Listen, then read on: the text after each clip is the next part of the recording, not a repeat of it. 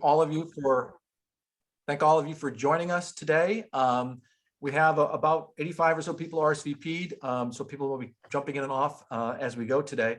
We are very fortunate to have two of the probably the best people you want to talk to about California politics to talk about what's happening in 2022 at the state capitol.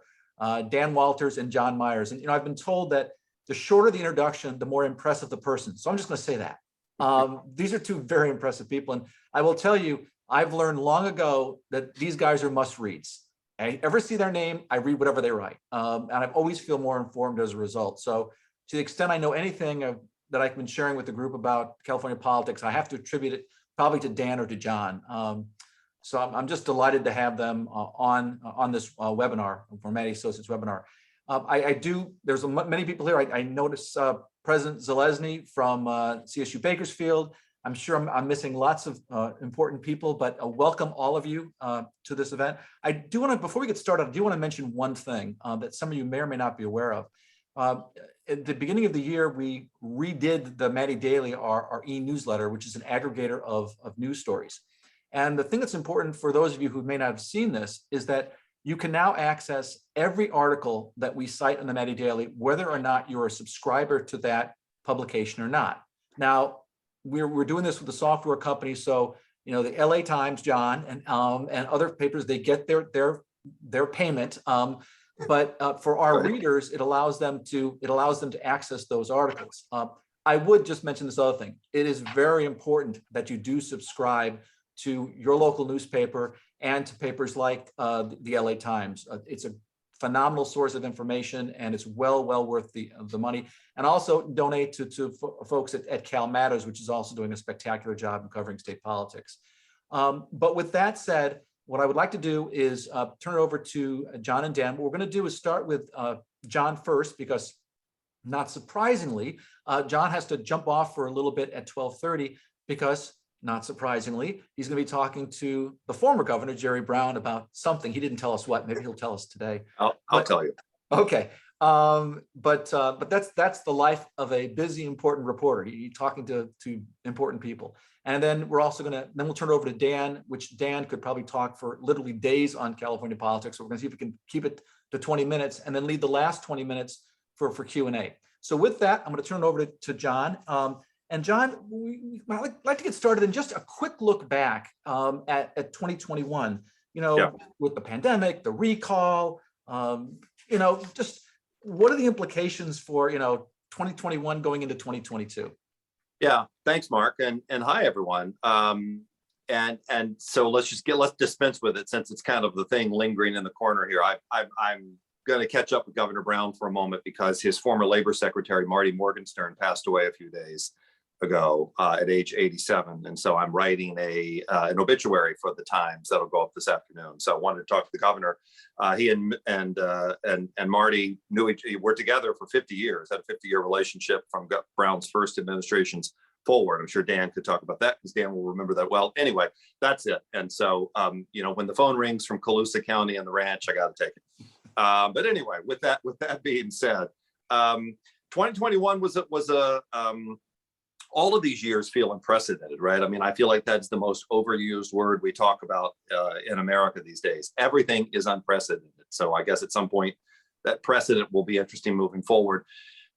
From the policy and political end, I mean, I think it was a year that set the stage for a lot of conversations that we're having now. And I think especially will set the stage for kind of how we view not the pandemic response in California from California's elected officials, but the endemic response, right? That word that you hear now that, is the reference to how we are going to have to live with this and these challenges for the foreseeable future. So, from the policy perspective, obviously the 2021 experience taught us a lot about vaccines and vaccine distribution, what worked and what didn't work, taught us an awful lot about what we need to be thinking about in terms of schools and access to schools. I mean, I have a 12-year-old and a 14-year-old, and I can tell you that the pandemic years, I feel like, have aged me substantially as a parent, just the exhaustion and the challenges of having your kids deal with all of the challenges they've had in getting their education. I think that is still a topic that we learned a lot in 21, maybe probably about what we don't want to do and how to move forward on that. And then, of course, the recall and the politics of 2021 is firmly tied to the pandemic, right? I mean, it was the pandemic anger that sparked the recall in so many ways. Recall left the governor in an awfully good position. We've only had one other statewide gubernatorial recall before. We all remember that, 2003, Gray Davis being removed from office and Arnold Schwarzenegger being ushered in. I think we were all kind of taught to believe as a result, or thought as a result, that a governor facing a recall election could prove really difficult or painful for his job prospects. Not so with Gavin Newsom. I mean, he cleared that recall handily. It was a 62-38 win. It was basically mirroring his win in 2018 to win the governorship outright. I think all of you may know this. It's kind of like the trivia question, right? What was the single most popular choice on the second part of the recall ballot? Wasn't Larry Elder, wasn't Kevin Faulconer. It was leaving it blank. Most Californians left that second question blank. They were not interested in the replacement candidates by and large. And I think it set the stage for this governor for a re-election in 2022 that at this point is kind of a fait accompli. And I don't say that from a partisan perspective. I say it from just a perspective of looking at who might be out there to run, at the governor's job approval ratings, and the general sense that things might be improving. And I leave an asterisk to that, but might be improving in a lot of sectors of California by region and by parts of the California electorate and the workforce. That is not always the case. I certainly understand that. But I think 2021, I guess, Mark, broadly, to answer your question, was kind of a building block, a prelude to a lot of what I think is going to be the endemic, as I said, conversation in California about the workplace, about schools, and ultimately about the political climate that comes out of this COVID-19 saga. So we're going to get to those in a second, but you made me think of a question, and that is, so the recall, are we going to see a modification in the recall process after all was $200 million was spent to get to the exact same point we were 2 years earlier, and then 1 year out from an election? Yeah, my gut tells me we will not, and not because the recall process doesn't need perhaps a second look or a rethinking, but because everybody who is communicating the idea for change in the recall can be dismissed as having a partisan reason to do it. Like, I don't see the nonpartisan or across the partisan divide agreement about this. And think about it also, if I can. I mean, you didn't ask it, Mark, but look at the somewhat parallel reality over election reform issues on Capitol Hill right now. And the idea of whether you're going to fix the Electoral College Act or whether you would do a much more far-reaching look at voting rights in states across the country.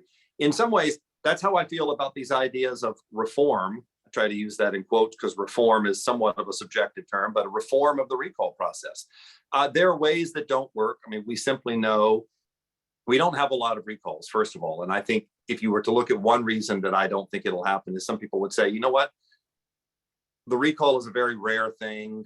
We start tinkering with it. We're going to start making people wonder that we have reasons to tinker for it that aren't about good government or good politics.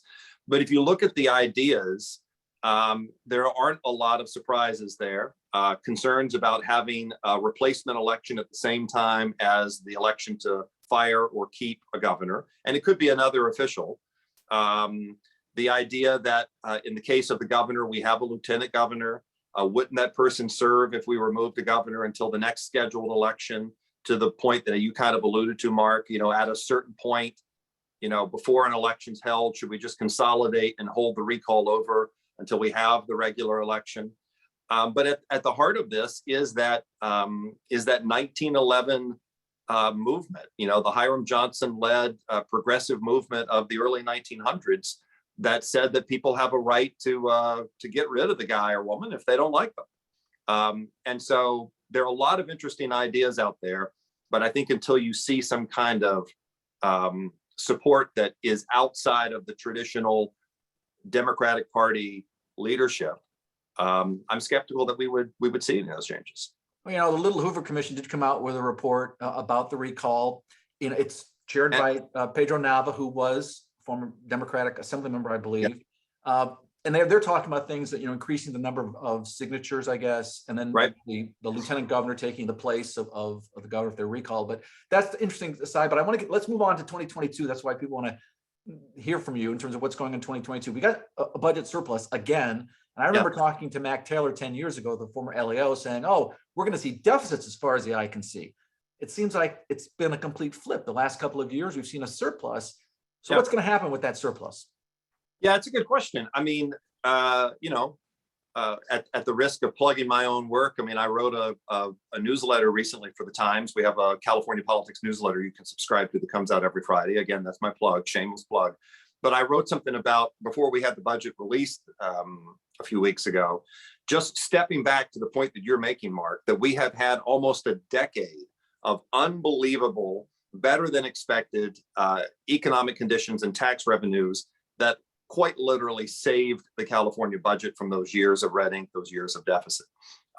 There are a lot of reasons for that. There are economic factors. There are tax increases on the most wealthy because we have a very progressive income tax structure. But I mean, it has been a phenomenal decade. And so, yeah, we're back at this era where, depending on who you talk to, we're looking at probably about a $30 billion. And I think that number could be low. I think it could actually be higher by the time we see tax receipts, but about a $30 billion windfall surplus, depending on what you want to call it, of money that could be used for a number of things. There are a few challenges out of that, right? First and foremost is that we have rules about putting money in cash reserves in the rainy day fund. We have needs to pay off long-term debts. Governor Newsom, like Governor Brown before him, we're pushing money into some of the pension obligations that are long-term there. But the real question about this surplus and about spending, to me, is a different part of the California voter experience. And this is like the way to put everybody to sleep during a luncheon talk, which is looking at what voters approved in 1979, which was the ballot measure championed by Paul Gann, the co-author of Prop 13, the Gann limit, which is a spending limit or an appropriations limit for state government and local governments. It has almost never come into play. It's come into play a handful of times since 1979, some in the 90s and the early 2000s, some in the 80s, I should say, rather.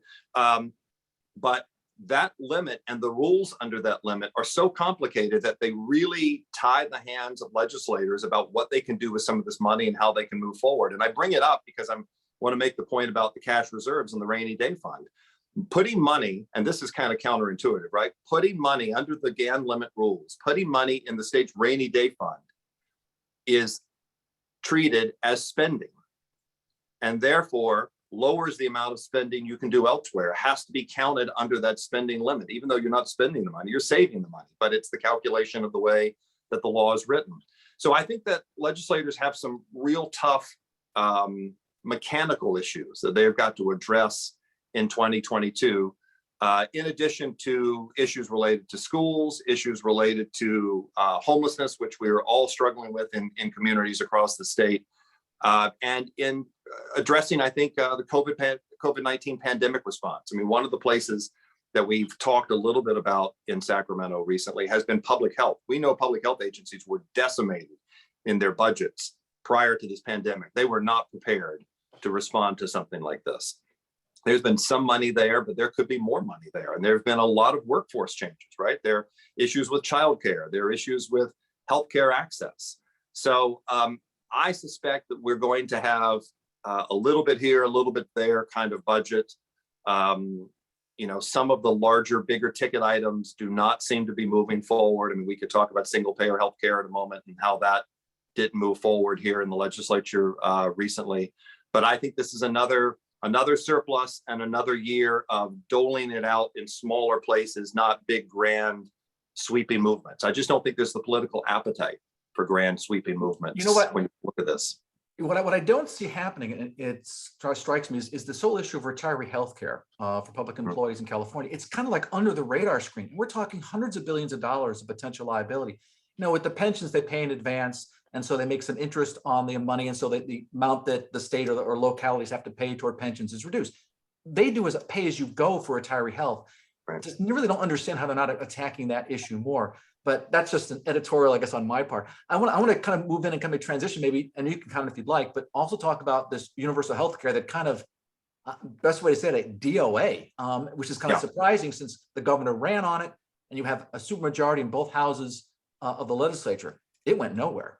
Well, let's set the scene on that one for a moment, because it's really interesting, and I alluded to it. I'm glad you brought it up, and I'm sure Dan will have some thoughts on this in a moment too. So let's set the scene on what happened here. This is a piece of legislation, AB 1400, authored by a San Jose Democrat, Ash Kolra, that was introduced in 2021 and never went anywhere, just sat on a shelf collecting dust. You get to the deadline for that bill to move or not move, the 2-year bill deadline, it's called at the Capitol, which was January 31st. And all of a sudden we started seeing activity on it. And I bring up that whole year that nothing happened on it for one important reason, is that the thing that became the flashpoint in so many conversations over the last 2 weeks, 3 weeks over the bill was the cost of the bill. And no one had taken any time during all of 2021 to address what the cost might actually be of creating a single payer plan in California. Now, the cost is, I still think we're still struggling to find what I would call a fair and kind of no dog in the fight cost price tag to this. If you look at some of the criticism of the cost by opponents of AB 1400 in the last couple of weeks, it's unclear whether that number they were using, which could have been north of $130 billion, whether that included, was a net or a gross cost. If you took out the cost of the healthcare system as it is, subtracted out, and got your net number or not. It's hard to know. We don't really have a lot of good analysis, but I get back to that as being, surprising to me. Now, maybe a cynic would say, well, they never talked about the cost because they knew that, the cost was going to be too high and it would kill it. Maybe not. But I was surprised by the flat-footed nature of supporters of AB 1400, not prepared to talk about the cost component when the bill came forward. They tried to put the cost in a separate bill. They said that'll go on the ballot as a constitutional amendment because it would be tax increases in a variety of places. And we've got time to figure that out. And that's true. You had time to figure that out. But there's no way that anyone was going to talk about the idea without talking about what it would take to make the idea reality. And so it was dead on arrival. I don't think that the conversation's over. I think it's left a lot of rancor, as you've seen, among Democratic Party groups. To your point, Mark, very, very true. The governor pledged his support for the idea of single payer in 2018. He's faced some criticism in the last few weeks for not doing anything on it since 2018. Governor's been focused on other places. He wants to talk about Medi-Cal. He wants to talk about covered California. All fine, but they are not single payer by definition. And I don't know where this heads in 2022. I don't think we're done with the conversation. But again, my message back to the supporters is, why were you not prepared to talk about the cost and defend what that cost might be? Yeah, because Brendan, the last time it was brought up, the speaker had mentioned, hey, that's a big bill. How can we pay for it? And the LAO had mentioned, a huge number in terms of making this thing happen.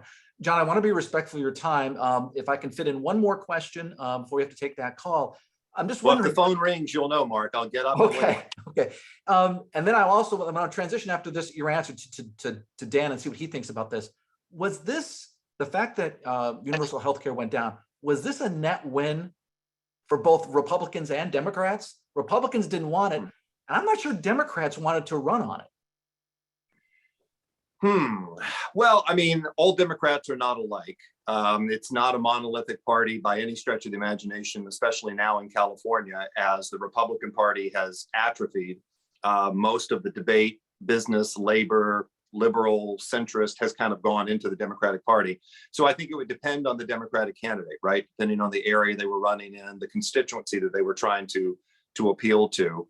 I suppose that the larger conversation here, right, which is the high cost of healthcare, the thin coverage that some healthcare plans provide, the impact that covered California, the state's health insurance exchange has had. Has it been enough? Has it been not enough? Is there a lesson you can learn out of that?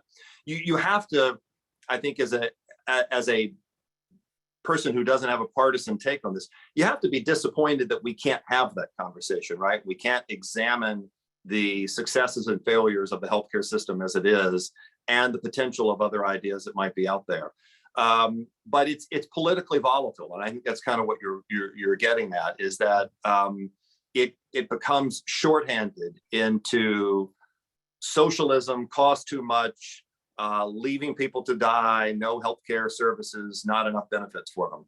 Those are shorthands that are unfortunate part of politics that don't really kind of get to the heart of the thing. So if I was to put my optimist hat on for a moment, I'd have to say that maybe with all of this flashpoint that has now exploded, and clearly that proposal's not moving forward, maybe someone can pick that baton up and talk about some of those issues that actually matter, that all of us feel, right? When we look at what our deductibles are, our copays are, what our plan covers or doesn't cover. I seem to grumble about that every day with the HMO plan that I have.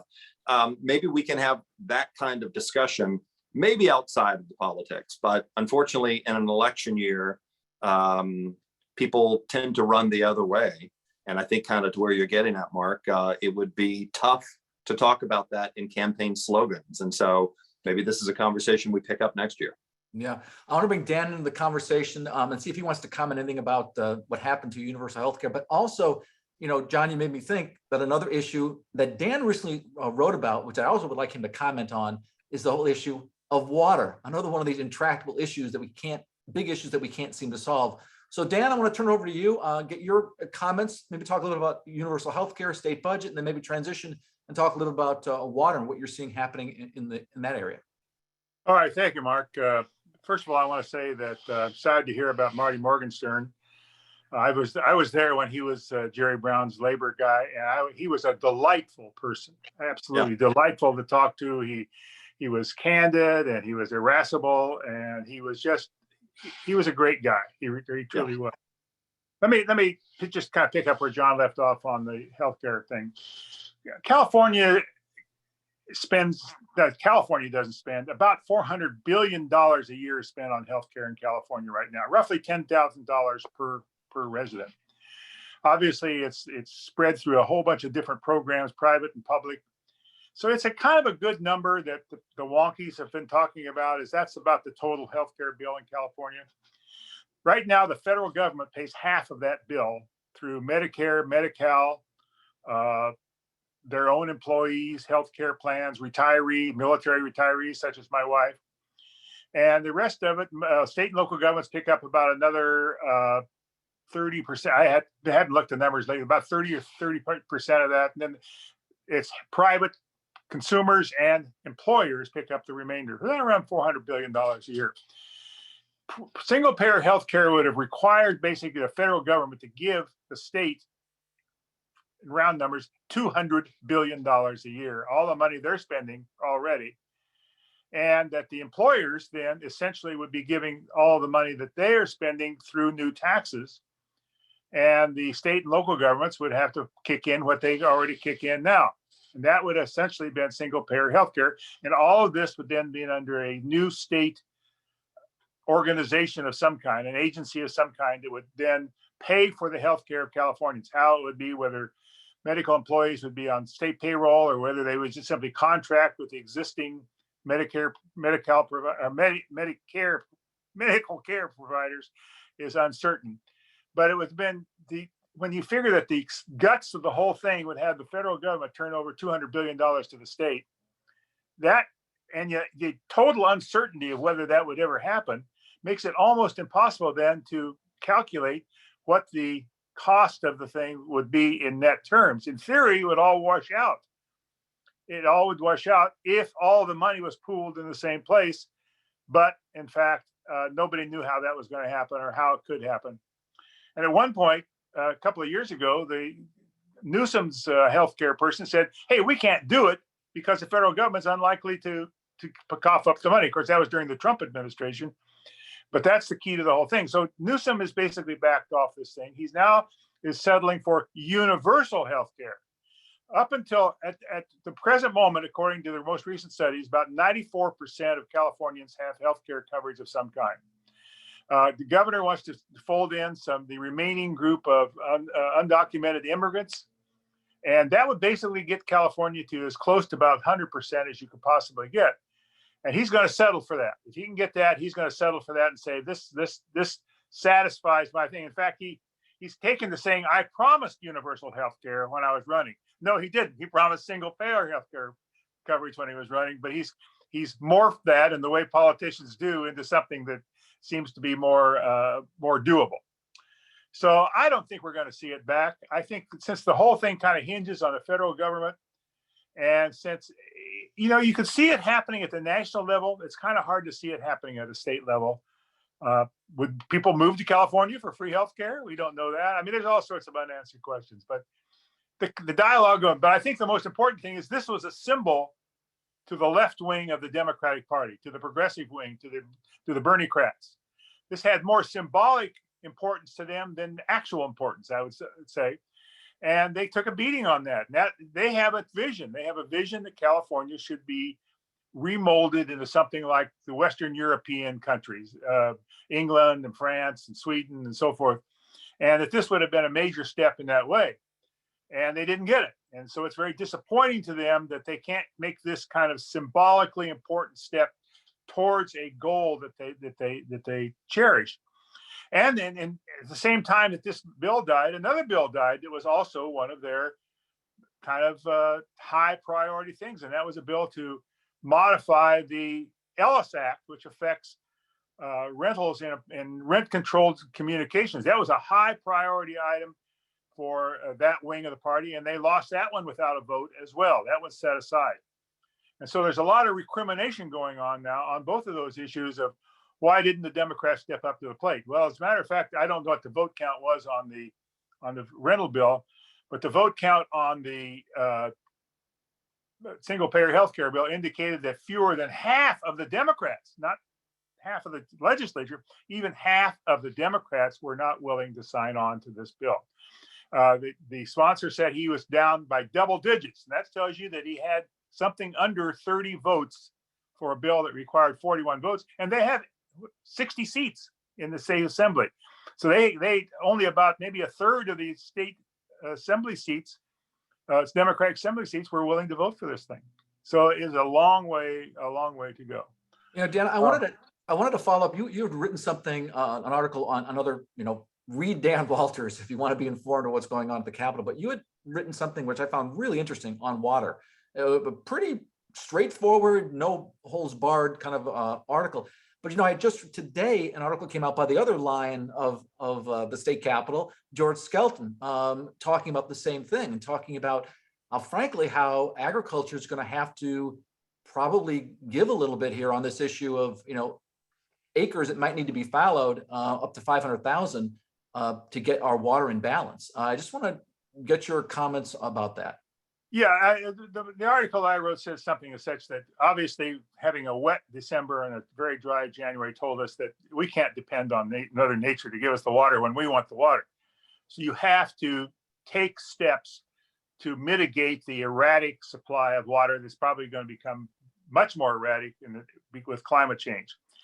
And you can do that in one of three ways or some combination of all of them. One of them is to build more storage. So when we get heavy rains like we get in December, you pump that water into a reservoir and hold it until you need it. That's the Sites Reservoir up on the west side of the valley, near Jerry Brown's retirement home, by the way.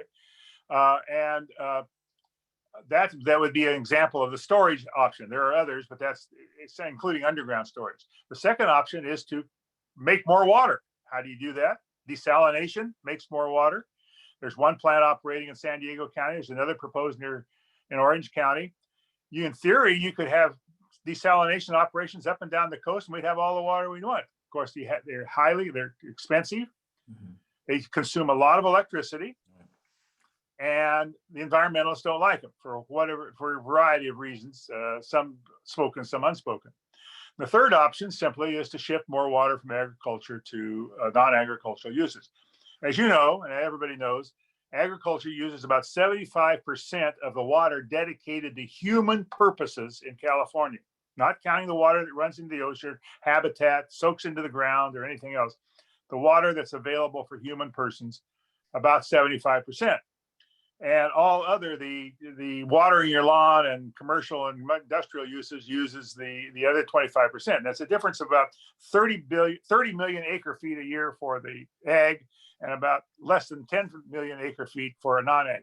You could shift a relatively small amount of that ag water to non-ag purposes and satisfy all of the demands for non-agricultural water. The question is, how do you do it? And that then gets to the point of, do you take land out of production? Do you do cost changes in the nature of crops? Do you do more efficient watering? Do you, and the final and the big question, the mother of all potential battles, is, do you go back into water rights? This very complex array of water rights at various levels, from senior to junior to non-existent, and recapture water rights. That seems to be gaining some traction. That idea of, we haven't really visited water rights in any meaningful way for over 100 years. Maybe it's time to do that. Of course, that sets the farmers' teeth on edge, because those with senior water rights don't want to give them up for obvious reasons. And so all these options are there. Are you going to do anything? Well, water policy moves at glacial speed in California. That Sites Reservoir project has been talked about for about a half a century. The potential of a canal or tunnels under the San Joaquin Sacramento Delta has been, I calculate, 7 decades. That's been kicking around through 9 governorships without resolution. And you just kind of say, we can't wait much longer. This is happening now. And we need to do maybe all 3 of these things, but we need to do something. We need to move things in some direction. And it doesn't appear to move, because it's so complicated, and because it's so fraught with heavy duty politics and immense amounts of money at stake, and land use issues and everything else. The tendency of governors is to kind of wave at the issue in passing, and then leave it to the next guy. Kick the can down the road, as Arnold Schwarzenegger liked to say. I go back to something that happened in 1999 during Gray Davis's first year as governor. His administration issued a white paper on water that said, essentially, we'll postpone all decisions for 7 years. In other words, I'm going to throw this to the next governor, and I'm not going to make any bones about it.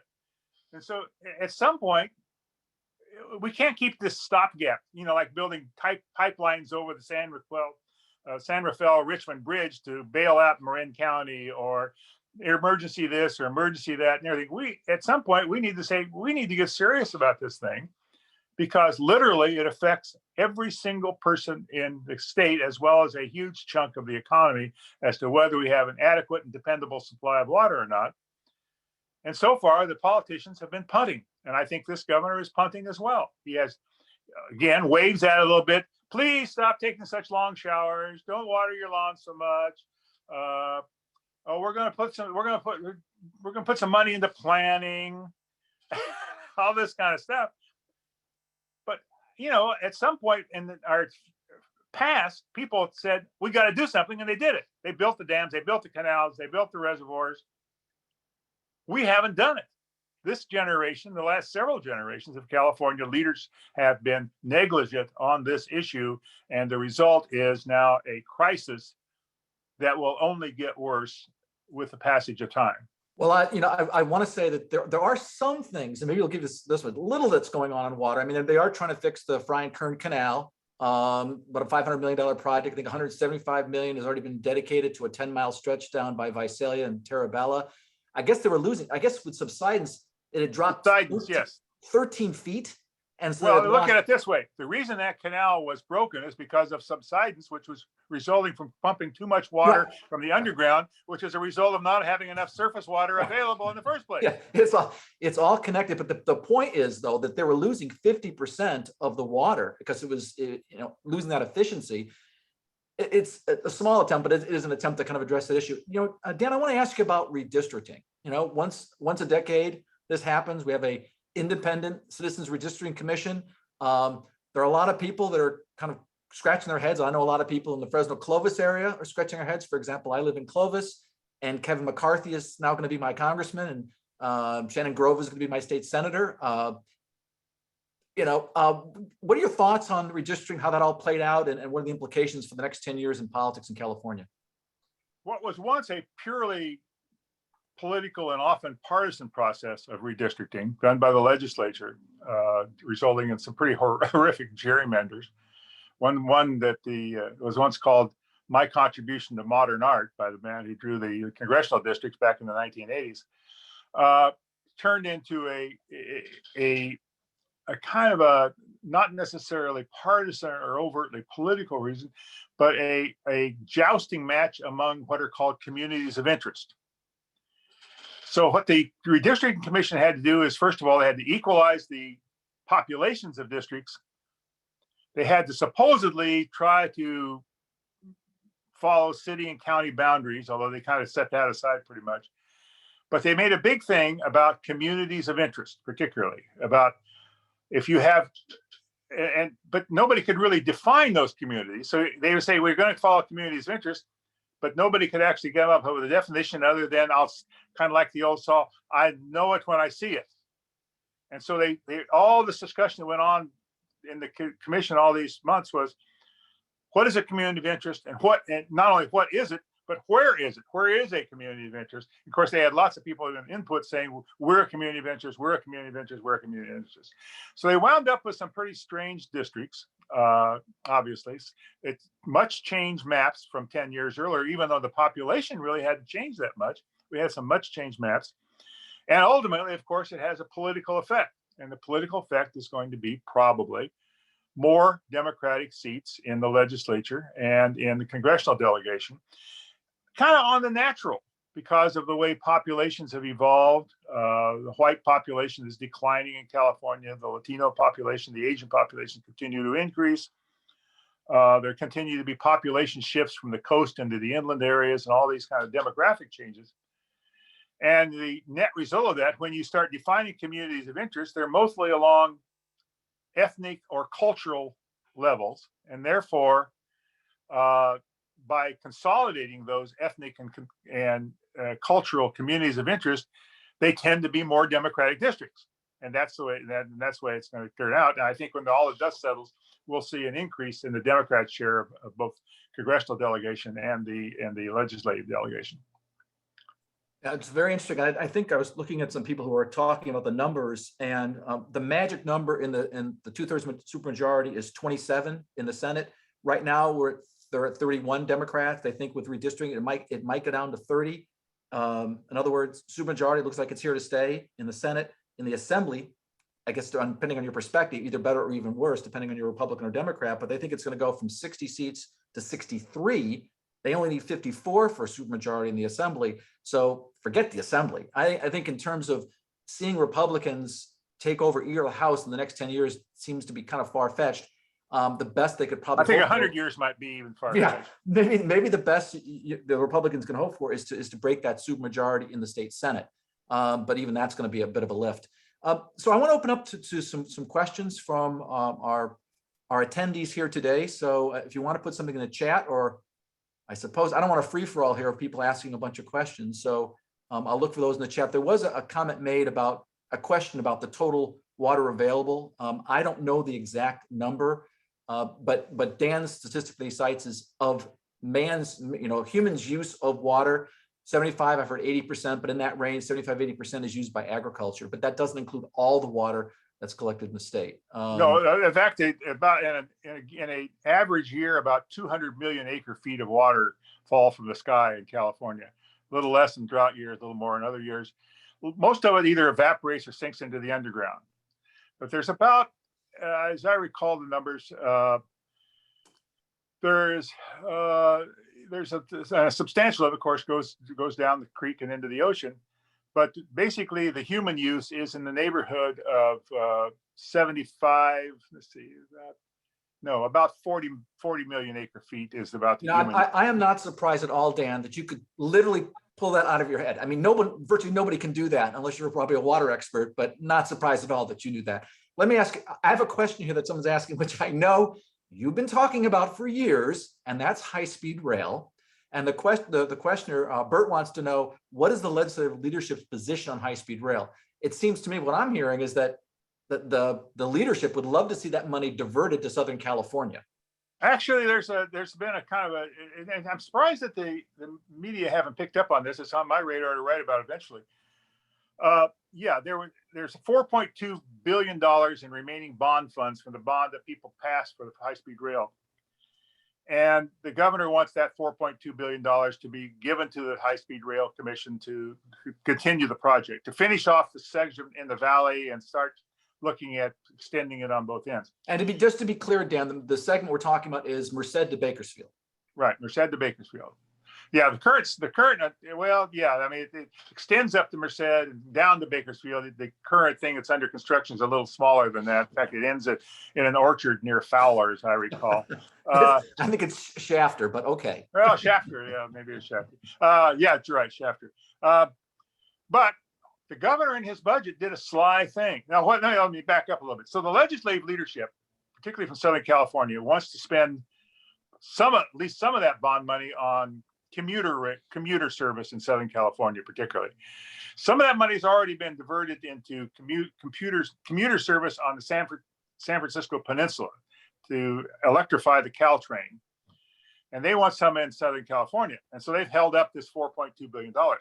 The governor in his budget did a kind of a sly thing. He wants to give the $4.2 billion to the bullet train, but he's put into his budget $3.5 billion of this windfall money that California's got for what? Commuter rail in Southern California. So he's basically trying to buy them off. And I suspect it may succeed. Well, I mean, they just want the money. They don't care where it comes from. I think as soon as you saw the shovel hit the ground a number of years ago, I think the idea of those who support high-speed rail is just to get it started, because then what are you going to do? Just walk away and see this white elephant, as you drive through the valley. So I think it created pressure to complete that segment. And so, that's kind of a challenge for whoever inherits that. Gavin Newsom came very close in his inaugural address, or his first day of the state address, kind of saying, give it up. But then he kind of reneged and said, no, I really want to go up to Merced and down to Bakersfield so it can connect up with theoretical rail service from the Bay Area and theoretical rails, down to Southern California. I think but there's really no financing available, no matter, even with this $4.2 billion, to actually extend the rail service from Merced over to San Jose, which would be the next. Well, they have the ACE train.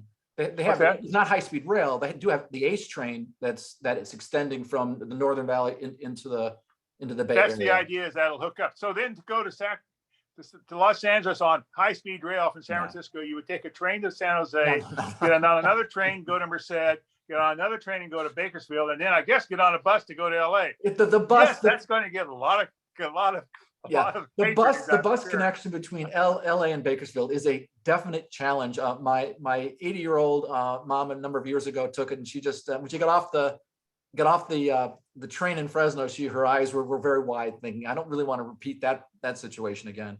I did want to ask you about housing and homelessness, and then we'll get to Alex's question. But what about, where are we on that whole issue of homelessness and housing? Been a big issue for a number of years. Well, the governor wants to throw some more money at it, obviously. And the big debate on homelessness in terms of political policy on homelessness, is it housing first or is it treatment first? If you take people, so many of the people on the streets have mental illness or drug or alcohol problems. Putting them in housing, does that solve anything? Or do you have to do something better than that? And get the treatment programs in place before you try to pull people off the street into housing. And that's kind of the big debate that's going on right now in the situation. And nobody knows the answer to it. So what you have is a whole bunch of cities and counties and the state kind of throwing money, experimenting with this, experimenting with that, trying to find something that works. When nobody has found anything yet that works. When you say throwing money at it, I looked it up, and what I found was the state has, in the last 2 years, has spent $12 billion on dealing with the homelessness issue. Yet in that same time, homelessness has increased by 24%. Now you could argue it could have been worse. Do the arithmetic. $12 billion divided by 150,000 homeless people. Yeah. I'm sure you can figure that out fast. But listen, I want to get to Alex's question here, because he's asking a really interesting question. Then he asks, what are your thoughts on crucial infrastructure challenges in the states, such as the energy grid, which, like water, is an issue impacted by climate change. Where are we on energy in California? And the Well, energy we may grid be particularly? up the creek without a electron in a sense. The transition to a carbon-free electric grid is daunting. It's extremely daunting because the wind doesn't always blow and the sun doesn't always shine. And somehow figuring out how to do that without having power interruptions or shortage of power. How big do those battery banks have to get? Do we go to something other forms of storage? I mean, this is a problem. And we're shutting down the only remaining nuclear plant in California, which will exacerbate the situation even more. It's going to be a difficult transition, and nobody really knows what the future holds. When you also include one more element, and I did some calculations on this a few years ago, and I don't remember the exact numbers, but they were heavy. If you really were to replace all of the current gas and diesel powered cars with electric powered cars, that would require enormous amounts of energy to recharge those cars. And so you have that added thing of you're building in more demand at the same time that the supply is hinky. I mean, we have bad blackouts in recent years and brownouts, because you also have climate change, which then extends the warm season, which means more air conditioning. All of these things are going on. And whether we will actually have enough juice when we need it, while also making that transition to a carbon-free supply, is very, very uncertain. And I don't think then didn't they, in the 50s, they said, what was the word? Plastics. So maybe the word, for this next decade is batteries. Well, it is. I mean, you have to be able to store that power. You cannot use wind and solar power without having some sort of a storage mechanism. You can pump water into a reservoir at night and release it in the daytime. There's ways to do it other than batteries, but yeah, nobody's kind of figured out on enough scale to do that in California to make up the loss of generation by natural gas, particularly. That's our basic. The PUC and their ill-fated proposal to cut rooftop solar credits. They were talking about taking some of that money, instead of giving it in terms of credits, what you send back to the grid, instead take some of that money and give a rebate for folks who want to put batteries packs in their garages. We'll see how that whole thing plays out. But there's so many issues to talk about. But Dan, I wanted to touch on one, and I was thinking, is crime, and no pun intended, the silver bullet for a resurgent Republican Party in California? Well, the Republicans think it's a potential. I don't think there is such a thing as a silver bullet for the Republicans. They're past the point of a silver bullet, I think. But they do think that they can gain some traction on the crime issue, and they may be right. I mean, crime is up, no doubt about that, and the public consciousness about crime is up. There's no doubt about that, and it's going to be driven home this year in several very key elections, recall elections, perhaps against the district attorneys of Los Angeles and San Francisco for being too soft on crime, and probably what promises to be a real barn burner battle for Attorney General in California, as Rob Bonnet tries to get a term, and he's appointed, obviously, and he needs to get a term by himself. And he's going to have some serious opposition from that. And because he is associated with those district attorneys who are facing the recall.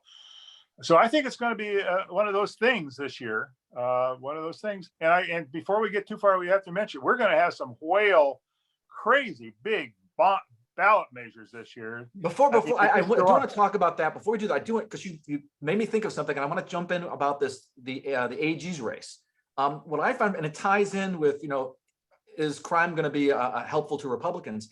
I found it really interesting that the Sacramento County DA, Anne Marie Schubert, who's probably likely to be running against Bonda for the AG's office, has changed her party affiliation. She dropped Republican and became NPP, no party preference. And I'm just wondering, does that tell you that maybe some politicians are seeing an R as a negative next to their name when you're trying to run for statewide office in California? I don't think there's any question that it's a negative when you're running for statewide office, and as long as the party is associated with Donald Trump. I think because what it does is it gives the Democrats on any Republican candidate, gives the Democrats thing to play what I call a Trump card. In other words, you Trump, Trump, Trump, Trump, Trump, Trump, and you, as long as you've got an R behind your name, you're going to be saddled with that. And I think Ms. Schubert said, no, I don't want to do that. No. And she could be a very formidable challenger to Rob Bonta, who has not won a statewide election, who's new and not known to very many people in California. He was kind of plucked out of relative obscurity on the assembly.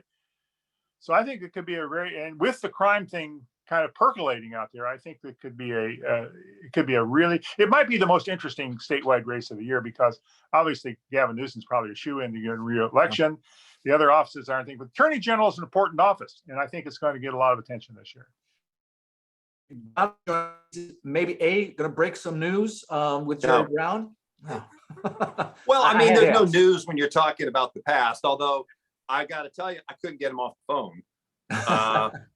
I said, hey, Governor, I got a couple other things I got to file the story. You don't really, but he's got thoughts in Colusa County, but he's always an interesting conversation. Oh, he certainly is. We were talking about Republicans, we're talking about crime, whether that's going to be a winning issue for them on the upcoming election. So your quick comments on that. And then I want to get as we finish up here, Dan was bringing up the proposition. So we'll circle back and talk about proposition. So John, your comments about crime in the Republican Party. Yeah, well, super quick, just on crime writ large. I mean, I think the question is whether or not this, and I'm sorry I didn't hear the whole conversation prior to this, but so I may be repeating something. But to me, the fundamental question is whether this becomes a California issue or a national issue. And it's all about the framing of whether or not the crime concerns we have are unique to California and what's going on here. And that's the whole win-lose for Republicans, for Democrats, for anybody on that. I mean, the data suggests it's not just the California conversation, even though there may be some unique elements to it. But when you start talking about Prop 47 and other changes that have happened, and then you look at those crime statistics, even from Republican-controlled states, you kind of start to wonder how much of it can be solved, or can be laid at the feet of California politicians. I think that's the real question for the election season. Okay, so let's turn our attention to the propositions. John, you had a really interesting article on the cost of signature gathering. You might want to comment a little bit about that, and then quickly about the propositions. Then we'll end with Dan and then his thoughts about the propositions. Well, I'll just the process on signature gathering. It's awfully expensive. I mean, what you have to pay somebody to collect those signatures out at those card tables now. The highest paid signature at this point, I think, is $9 a signature for one of the tax measures, raising taxes on the most wealthy to pay for pandemic response. But everyone tells me they think it could go up to as much as $15 a signature. $15 a signature for a local ballot measure is not unheard of, but that's a lot fewer signatures. I mean, it's going to cost $15 million for this guy, Joe Sandberg, this wealthy entrepreneur, to get his minimum wage increase probably on the ballot. There's some irony about minimum wage and $15 signatures, but I digress. I think it's an unsettled ballot at this point, Mark. That's all I'll say. I think sports betting, which pits tribes against these big national organizations, these tax issues, we're repeating issues about kidney dialysis and medical malpractice, and possibly the minimum wage. It's an unsettled and complicated ballot measure horizon. And I don't even know what the electorate wants at this point. I hear the electorate's frustrated and angry because of what's going on with the pandemic. So I don't know how it will turn out. Okay, Dan, what are your thoughts? Yeah, I think we're going to set records on ballot measures. I think that the ones to watch are these very complicated, duplicative in many ways measures on sports wagering. Huge money at stake in this thing, billions and billions of dollars on sports wagering. Sports wagering is legalized in California, and who then will control it? It's basically a replay of the battles of about 3 decades ago, when the Indians claimed and succeeded in getting a monopoly on casino gambling in California. And they want a monopoly. They want to extend that monopoly to sports wagering. There's obviously other interests that want to get in, the card rooms, the big sports wagering companies like FanDuel and so forth. I think that's going to be, that's a political consultant's dream, to have these deep-pocketed, extremely deep. And they're talking, the Indians said they'll spend $100 million to kill the other rival measures, as well as whatever it takes to pass their own. And the other people say, we'll spend $100 million. And it's going to be it makes absolutely perfect sense because whoever wins this thing will gain control of billions and billions of dollars.